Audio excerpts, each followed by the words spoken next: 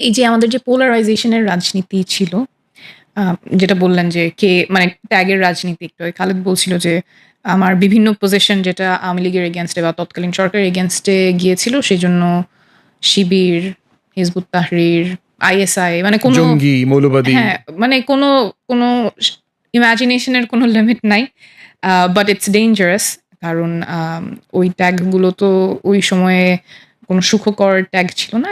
তো আম সেই পোলারাইজেশনটা আমার মনে হয়েছে যে বিগত বছরগুলোতে সেই পোলারাইজেশন থেকে অনেকে চেষ্টা করছে বের হতে। Specially young people they were raising their voice যে না এটা আমরা চাই না। সো আমার একটা হোপ যে সামনে আমাদের পলিটিক্সটা এই পোলারাইজেশন, ডিভিশন সেটার ঊর্ধ্বে উঠে we all will be able to work আমাদের দেশের স্বার্থে। বাট এটা একদিনে চেঞ্জ হবে না সেটাও আমাদের বাস্তবতা। কারণ আমরা একটা দীর্ঘ সময় ওই ট্যাগিং, ডিভিশন, পোলারাইজেশন এর মধ্য দিয়ে একটা কালচার সৃষ্টি হয়ে গেছে। তো কালচার চেঞ্জ তো আর খুব তাড়াতাড়ি হবে না। কিন্তু ওই সদিচ্ছাটা আমি আশা করব যে সব পক্ষের মধ্যে থাকবে যে আমরা আবার সেই ডিহিউম্যানাইজেশন, ট্যাগিং সেটাই যাতে আর ফিরে না যাই। অনেকগুলো ক্ষেত্রেই যেমন আমি যখন শহীদ পরিবার আহতদের সাথে কথা বলি, ওদের চিকিৎসা এবং পুনর্বাসনের কাজটা যত দ্রুত হওয়ার কথা ছিল, যেভাবে হওয়ার কথা ছিল সেভাবে হচ্ছে না। যেই পুরনো আমলাতান্ত্রিক জটিলতা সেটার মধ্য দিয়ে ওনাদেরকে যেতে হচ্ছে এবং আমার মনে হয় যে যেই কমিটমেন্টটা সরকারই দিয়েছে যে আমাদের শহীদ পরিবার এবং আহতদের জন্য আমরা ফাস্ট ট্র্যাক সার্ভিস দিব, প্রিমিয়াম সার্ভিস দিব। ওই কমিটমেন্টটা আছে কিন্তু বাস্তবতাটা ভিন্ন। এবং এই বাস্তবতাটা বারবার তুলে ধরার পরেও সিস্টেমে কোনো চেঞ্জ না আসাটা হতাশাজনক। বিচারের ক্ষেত্রেও একই কথাই হচ্ছে। ওনারা কয়েকদিন আগেই একজন শহীদের মায়ের সাথে কথা হচ্ছিল। তো একজন খুব স্টার্ক একটা কথা বলেছেন যে উনি কি চান নতুন বাংলাদেশে। উনি বলছেন যে আম টাকায় তো আর মা ডাকে না। উনি চান যে ওনার ছেলে যে মারা গেছে সেটার বিচারটা যাতে হয়। কিন্তু উনি নিশ্চিত না সেটা হবে কিনা। এই অনিশ্চয়তা তো থাকার কথা না। সময় লাগবে অবশ্যই, বিচার তার নিজস্ব গতিতে চলবে। কিন্তু এই যে ওনারা ভরসা পাচ্ছেন না বা বুঝতে পারছেন না কতখানি বা আদৌ হবে কিনা। অভ্যুত্থানের পরে তো আমার এটলিস্ট মনে হয় যে খুব বড় ম্যান্ডেট ছিল বিচার নিশ্চিত করা, ওনাদের চিকিৎসা এবং পুনর্বাসনটা নিশ্চিত করা। সেই জায়গায় হতাশা আছে। ওই যে যেটা বললাম কমিটমেন্ট আছে। হাই লেভেলে অলওয়েজ কমিটমেন্টের কথা আমি শুনেছি। কিন্তু বাস্তবতা যখন ওনাদের কাছে যাচ্ছি, ওনারা যখন হাসপাতালে যাচ্ছে, ওনারা জানেন না কার কাছে গেলে সেই সার্ভিসটা ওনারা পাবেন। ইভেন বিচারের ক্ষেত্রে কোথায় যাবেন? থানায় যাবেন, কোর্টে যাবেন, আইসিটিতে যাবেন, কোথায় যাবেন? এই যে আমাদের এটা আগের যে সিস্টেমটা যেখানে অনেকগুলো জটিলতার মধ্যে দিয়ে যেতে হয়, এবার আমাদের একটা সুযোগ ছিল হয়তো যেখানে আমরা এগুলি এটলিস্ট ওনাদের জন্য সিম্পলিফাই করবো এবং এটা could have been a president for future as well. আসলে মানুষ সংস্কার বোঝে না এটা আমার একবারও মনে হয় নাই। কারণ এটা খুব পরিষ্কার। কেউ চায় না যে তার বাসায় হঠাৎ করে পুলিশ চলে আসতে পারবে কোনো কারণ ছাড়া, জেলে ভরে নিতে পারবে কোনো কারণ ছাড়া, নির্যাতন করবে কোনো কারণ ছাড়া, কোনো রাষ্ট্রের কোনো এক্সপ্লেনেশন ছাড়া, কাউকে রাস্তা থেকে তুলে নিয়ে যেতে পারবে কোনো কারণ ছাড়া। এগুলো তো মানুষ নিজের চোখে দেখেছে, শুনেছে গত বছরগুলোতে। এইটার যে পরিবর্তন হওয়া দরকার, সেই ব্যাপারে আমি কারো দ্বিমত শুনি নাই। আমি মানে বাংলাদেশের অনেক আনাচে কানাচে গিয়েছি, মানুষের সাথে কথা বলেছি, কথা শুনেছি। তো এই যে চিন্তা যে মানুষ সংস্কার বোঝে না, এটা একটা অ্যাবস্ট্রাক্ট কনসেপ্ট আমার কাছে একবারও মনে হয়নি। একটা মোটামুটি সংস্কারের কথা বললে নির্বাচন বিরোধী একটা চিন্তা আসে অথবা আরেক দিকেও আছে যারা নির্বাচনের কথা বলছেন মনে হচ্ছে তারা সংস্কার বিরোধী। এইটা থেকে আমাদের একটু বের হয়ে আসলে ভালো হবে। কারণ এই যে ব্যবস্থাটার যে পরিবর্তন প্রয়োজন হবে, আমরা আমাদের ভাইয়ের নিরাপত্তা চাই, বোন যখন রাস্তায় যাচ্ছে নিরাপত্তা চাই, তাদেরকে হঠাৎ করে কেউ গুম করবে না, খুন করবে না। এই বিষয়ে তো কোনো দ্বিমত আসবে এটা আমরা কেন চিন্তা করি আমি বুঝতে পারি না এবং এই বিষয়ে specially after July and August I would think যে everybody would have a consensus এবং ওইটা যাতে না হয় সেজন্য আমরা সবাই একসাথে we would move forward and work together. সংস্কার বলতে আমরা সংস্কার হলে মানুষের জীবনে কোন জিনিসটা পরিবর্তন হবে। বিচার ব্যবস্থার সংস্কার তো ইটস এ ডিফিকাল্ট টার্ম। সেটা না বলে বিচার ব্যবস্থার সংস্কার বলতে কি বোঝায়? বোঝায় যে রাষ্ট্রের বিচার ব্যবস্থা নিরপেক্ষ থাকবে। ন্যায্য বিচার পেতে হলে আপনার টাকা থাকতে হবে অথবা ক্ষমতায় থাকতে হবে অথবা ক্ষমতায় কে আছে চেনা থাকতে হবে। এরকম বাংলাদেশ কি আমরা চাই? সেটা তো ব্যর্থ কণ্ঠেই মানুষ তখন বলে, "না, ওটা আমরা চাই না।" এটাই তো আমাদের বিচার ব্যবস্থার সংস্কার। আমরা যে কঠিন, কঠিন পয়েন্টগুলো বলছি আল্টিমেট রেজাল্ট তো এটাই আমরা চাই। সো এগুলো নিয়ে যখন কথা বলছি তখন we get the opinions of people and that's how we are trying to form a consensus যে আমরা বিচার ব্যবস্থার কারেন্ট প্রবলেমগুলো কি, ওনাদের জীবনে কি সমস্যা হিসেবে এটা আসে এবং সমাধানটা আমরা কিভাবে চাচ্ছি। খুব নিটিগ্রিটি পয়েন্টস পথসভায় না, কিন্তু আল্টিমেট রেজাল্টটা, আল্টিমেট ইমপ্লিকেশন তার জীবনে কি হবে সেটা নিয়ে আমরা কথা বলার চেষ্টা করেছি। এখন যে রিফর্মটা হবে সেটা তো পলিটিক্যাল পার্টিজ একটা ইম্পর্টেন্ট রোল প্লে করবে ইমপ্লিমেন্টেশনের ক্ষেত্রে। সো সেই কনসেনসাস তো দরকার হবে এবং জনগণের কাছে যে একটু আগে আপনি বলছিলেন সংস্কারের বার্তাগুলো পৌঁছে দেয়া খুব সহজ ভাষায়, এটা তাদের জীবনে কি প্রভাব পড়বে, এটা তো অনেক বড় একটা দায় রাজনৈতিক দলগুলোর। তো সেখানে আমাদের নিজেদের মধ্যে তো বোঝাপড়ার প্রয়োজন এবং জনগণের কাছেও আমরা যখন যাচ্ছি আমরা কি বার্তা নিয়ে যাচ্ছি, কিভাবে তাদেরকে এই যাত্রায় ইনক্লুড করব, কারণ অনেক লম্বা পথ তো জনগণকে এক্সক্লুড করে এই প্রসেসগুলো হয়েছে। তো সেইখানে তো আমাদের সবার একসাথে কাজ করতেই হবে, বোঝাপড়া থাকতে হবে এবং মানুষকে ইনক্লুড করে কাজ করতে হবে। শুধু ঢাকা না, যেরকম বলছিলেন আমাদের বিভিন্ন বিভাগীয় শহর, জেলা শহর, এবং আমি যখন স্কুলগুলোতে যাচ্ছি বাচ্চারা কিন্তু অনেক স্মার্ট, ওরা অনেক কিছু বোঝে, বুঝতে চায়। একদম ছোট্ট একটা মেয়ে, আমি একটা দোকানেও যে আমাদের সংস্কারের লিফলেট এবং কথা বলতে যখন যাচ্ছিলাম ওদেরকে বলছে, হ্যাঁ আমি তো ছাত্রদের দলকে চিনি, আমি আপনাকেও চিনি, আমি একটা ছবি তুলবো। শি ইজ, ও জাস্ট ক্লাস 5-এ পড়ে কিন্তু ওর চিন্তা আছে, ও বুঝতেছে। এবং এই মানুষগুলোকে আমরা রাজনীতি সচেতন করা, আমাদের সংবিধানে কি আছে, কোথায় কি সীমাবদ্ধতা আছে, কি পরিবর্তন আমরা চাই, এই ইনক্লুশনের মধ্যে তো আনতে হবে, এই ফ্রেমওয়ার্কের মধ্যে আনতে হবে। না হলে যেরকম আপনি বলছিলেন যে কিছুটা অ্যাপাথি চলে আসছিল গত 14-15 বছরে, কিছু ইভেন্ট যেগুলো অনেক হয়তো পপুলারাইজড হয়েছে, টেলিভাইজড হয়েছে, সেগুলো নিয়ে ইয়াং মানুষ কথা বলেছে, বাট সব কিছুতে বলে নাই।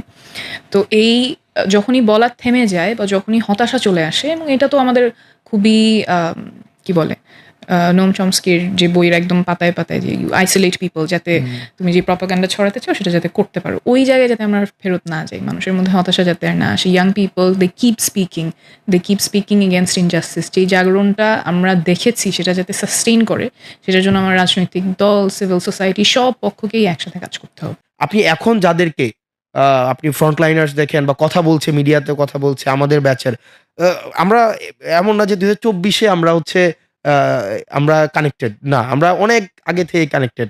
2017-16 থেকে। যেমন আমি যদি আমাদের পার্টির কথাই বলি, যেমন নাহিদ, আসিফ, আমি, আসিফ তো এখন হচ্ছে উপদেষ্টা। তারপর হচ্ছে আপনি সাইদ আব্দুল্লাহকে নিশ্চয়ই চিনেন। সাইদ আব্দুল্লাহ যে ক্যাম্পাসে একটা মানে একটা আন্দোলন হতো। এটা শিক্ষার্থীদের পক্ষের আন্দোলন, যেটা হচ্ছে এই ছাত্রলীগের এগেইনস্ট আন্দোলন। আমরা কোনো না কোনোভাবে একসাথে মিলিত হয়ে যেতাম। এই মানে একটা যেটা রাইট কজ এর যে আন্দোলনগুলো হতো, সেখানে আমরা যদিও দেখা যেত এই আন্দোলনের পর আবার ৬ মাস কারো সাথে কারো যোগাযোগ নেই।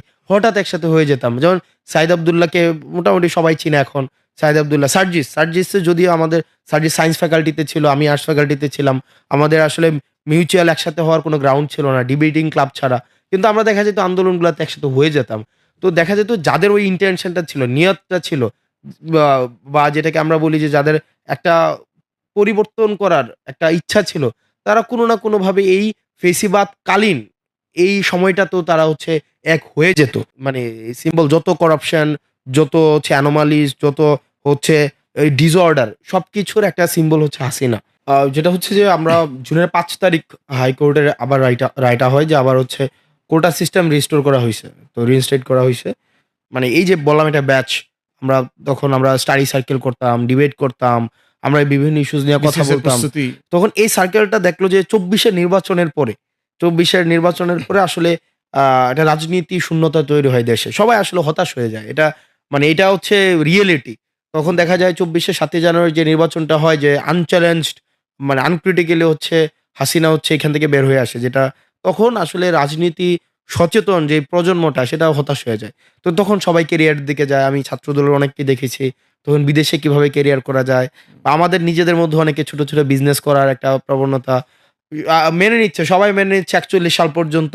কেউ হাসিনার মৃত্যু পর্যন্ত অপেক্ষা করছে। এখন আমাদের দেশের অনেক রাজনীতিবিদ অনেক কথাই বলছে যে ব্যাকডোর স্ট্র্যাটেজি দিয়ে হাসিনাকে আউটসাইড করার চেষ্টা করছে। কিন্তু দিন শেষে এটা সত্য।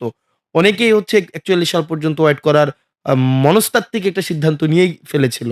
তো তখন সেটা আমরা যেটা হয়, আমাদের ব্যাচের পড়াশোনা শেষ হয়ে যায় কারো ২২, কারো ২৩। তখন আমরা ক্যাম্পাস থেকে অনেকে বের হয়ে যায়। তা আমিও বের হয়ে যাই। তো তখন আমি বিসিএস এর প্রস্তুতি নিচ্ছিলাম। আর নাহিদ কিছু একটা গুছানোর চেষ্টা করছে। আসিফ বা নিজের একটা লেখালেখির জায়গা বা একটা পত্রিকা দাঁড় করানোর চেষ্টা করছে। সাথে অ্যাক্টিভিজম তো আছেই। তো জুনের ৫ তারিখ যখন এই প্রজ্ঞাপনটা দেখি আমার মনে আছে আমি তখন রাতের বেলা আমি যখন ক্লাস নিচ্ছিলাম বনশ্রীতে। তো ক্লাস নেওয়ার সময় আমার এক ভাই মওদুদ ভাই আমাকে জানায় যে এরকম কিছু একটা হইছে। যে আবার এই কোটা সিস্টেম রিস্টোর করা হইছে। তো ১৮ তে আমরা যারা আন্দোলন করেছি, আমাদের যেহেতু একটা লিগেসি আছে, তার মানে এখন আমরাই ইমিডিয়েট এটার ভিকটিম। মানে ইমিডিয়েট এই প্রজ্ঞাপনের ইমপ্যাক্ট যাদের উপরে পড়বে সেটা হচ্ছে আমরা। তো আমাদের তো আন্দোলন করার অভিজ্ঞতা আছে। সুতরাং আন্দোলনটাকে যদি করতে হয় সেটা আমাদেরই করতে হবে। তো তখন ইনস্ট্যান্ট হচ্ছে আমরা সিদ্ধান্ত নেই আমরা আবার একটা আন্দোলন করব ক্যাম্পাসে। তখন আমাদের ছোট ভাই ছিল কিছু, যে হাসিফ, রিফাত, রশিদকে যা আপনারা দেখেন, আমাদের ক্যাম্পাসের ছোট ভাই ওরা। তো এরপর দিন ক্যাম্পাসে আসি জুনের ৫ তারিখ ক্যাম্পাসে এসে দেখি যে সোশ্যাল সায়েন্সের সামনে আমাদের সেন্ট্রাল লাইব্রেরি এবং সোশ্যাল সায়েন্স বিল্ডিং এর সামনে এসেই নাহিদকে পাই। আমি, নাহিদ, সার্জিস, আসিফরা আসে, হাসিব আসে, রিফাত, রশিদ আসে। দেন হচ্ছে আমরা একটা পরিকল্পনা করি যে আমরা আন্দোলনটাকে কিভাবে হচ্ছে এগিয়ে নিয়ে যেতে পারি। আসলে আর তখন ওই সময়টা পর্যন্ত মোটামুটি যে তখন ওই আমরাও মেইনস্ট্রিম মিডিয়া দেখাবে কি দেখাবে না। ৫ই অগাস্ট জুন থেকে মানে জুলাই থেকে ৫ই অগাস্ট পর্যন্ত যে এই সময়টা তে আমরা কিছু কোয়েশ্চেনকে মানে ডিল করা উচিত ছিল যেটা এখনো পর্যন্ত আমরা টেনে নিয়ে যাচ্ছি। আমাদের জাতীয় ঐক্য সুসংহত করার একটা উপলক্ষ তখন ছিল। কিছু পদক্ষেপ নিলে হয়তো ওই জায়গাটা সুসংহত হতো আর। আ মানে মনে হয় যে না প্রত্যেকটা প্ল্যান হচ্ছে এখানে ক্লিক করছে। আর দিন শেষে এটা যেহেতু সবাই প্ল্যানার হয়ে গেছে, সবাই ডুয়ার হয়ে গেছে এখানে এই আন্দোলনে প্রত্যেকটা জনমানুষ। এখানে আসলে ওই প্ল্যান করার জায়গাটা তারপর হচ্ছে স্ট্র্যাটেজি সেট করার জায়গাটায় সিঙ্গেল মানুষ ছিল না। তো যেহেতু ছিল না, এইটা সার্বজনীন করে যেহেতু আমরা তুলতে পেরেছিলাম মানে এই আন্দোলনের ইনিশিয়াল পর্যায়ে, যার কারণে এখন আর এটা ফিল হয় না যে মানে মনে হয় যে আবার যদি একটা সুযোগ আসতো তাহলে আমরা এটা করতে পারতাম, সেটা করতে পারতাম।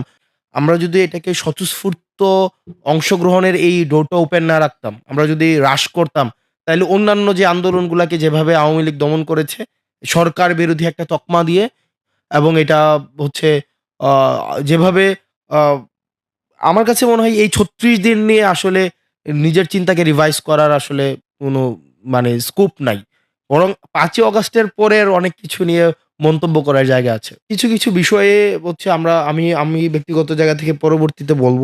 কিন্তু কিছু জায়গা যেগুলো যেমন ডক্টর মোহাম্মদ ইউনূস এক্ষেত্রে আসলে ওই সময় ২য় কোনো ব্যক্তি যাকে nation wide and internationally accept করবে আ এই ফিগার আমাদের নাই আনফরচুনেটলি।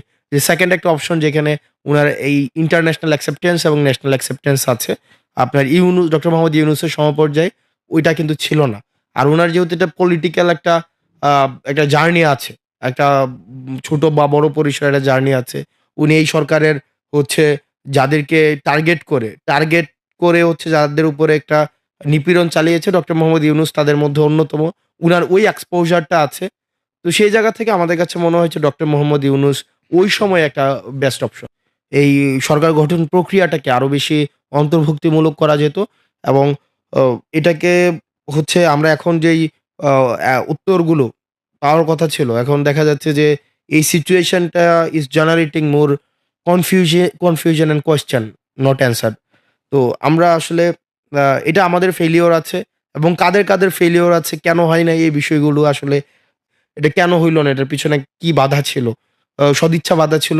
আমার মনে হয় যে এটা পলিটিক্যাল একটা সদিচ্ছা বা এখানে অভাব ছিল এবং আ যার কারণে আমরা চেয়েছি জাতীয় স্বার্থে এটা আমরা বলব না যে এটা হচ্ছে কালেক্টিভ লিডারশিপ ফেইলিউর রাদার আমরা জাতীয় স্বার্থে হচ্ছে কালেক্টিভ লিডারশিপ স্যাক্রিফাইস। আমরা দেখছি যে এখানে আমাদের দেশের প্রথিতযশা যে রাজনীতিবিদ আছেন বা যারা আমাদের রাজনৈতিক দলগুলো রয়েছে তারা ইনস্ট্যান্ট আমাদের কাছে মনে হয়েছে তারা জাতীয় ঐক্য এবং হচ্ছে জাতীয় সরকারকে সুসংহত করার পরিবর্তে ক্ষমতার পরবর্তী ভবিষ্যৎ সম্ভাব্য ক্ষমতার পাটাতনকে হচ্ছে সুসংহত করার দিকে মনোযোগী হয়েছে। তো এটা আসলে কতটা ঠিক হয়েছে না ভুল হয়েছে সেটা হিস্ট্রি ডিফাইন করবে।